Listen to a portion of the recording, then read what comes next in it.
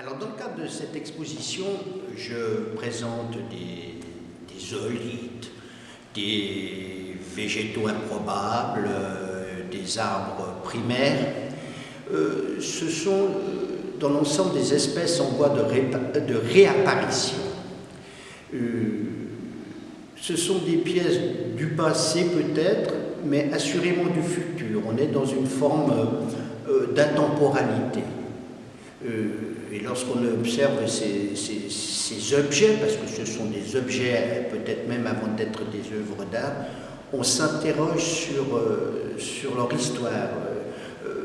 Ce que je peux observer, je suis tailleur de pierre de métier, donc depuis des années, je taille, je maraude la pierre, je la travaille dans ses entrailles, dans ses sédimentations, dans ses énergies, et je pense que la pierre, au-delà de sa géologie, elle a aussi une forme de biologie. La pierre est, à mon avis, est une mémoire vivante. Et c'est à travers ce travail que j'essaye d'exprimer ou de donner vie, mouvement à la pierre et surtout mystère. Je pense qu'on peut, au hasard de ses promenades, ramasser un caillou. Il s'impose d'abord par son poids. Toutes les pierres n'ont pas le même poids, n'ont pas la même densité. Ce caillou s'impose par sa teinte, sa texture. Il y a des cailloux qui ont pris les teintes du sol, il y en a d'autres qui, dans leur structure même, ont une teinte bien définie, et elle s'impose par sa forme.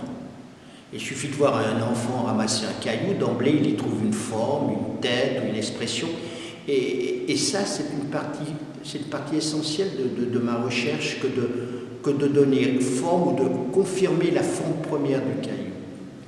Alors pour ça je travaille selon une technique mixte. Au départ, si on prend l'exemple de cette pièce, je fais le choix d'un caillou que je ne transforme pas, et quand je ramasse ce caillou, je récolte aussi sa géologie environnante, c'est-à-dire les sables, les terres, là où il se trouve. Et ensuite, pour donner cette expression qui peut être végétale ou animalière, ou simplement minérale, mais mouvante, émouvante, ensuite je fais des ajouts. Par exemple, là, on a des éléments d'os qui sont effectivement aussi minéraux. On a aussi du coquillage qui est lui aussi minéral. Et dans le regroupement de ces différentes composantes, avec les enduits qui font le lien entre ces différents éléments minéraux, on arrive à dépasser la stricte immobilité du caillou pour lui donner vie, pour lui donner comme une histoire. Et chacun, la part du spectateur est essentielle, chacun y trouve à ce moment-là ce qui peut être un élément marin ou un élément stellaire ou une météorite, qu'importe. Il s'agit à ce moment-là que la pierre parle et qu'elle vous engage dans une réflexion et dans un mouvement.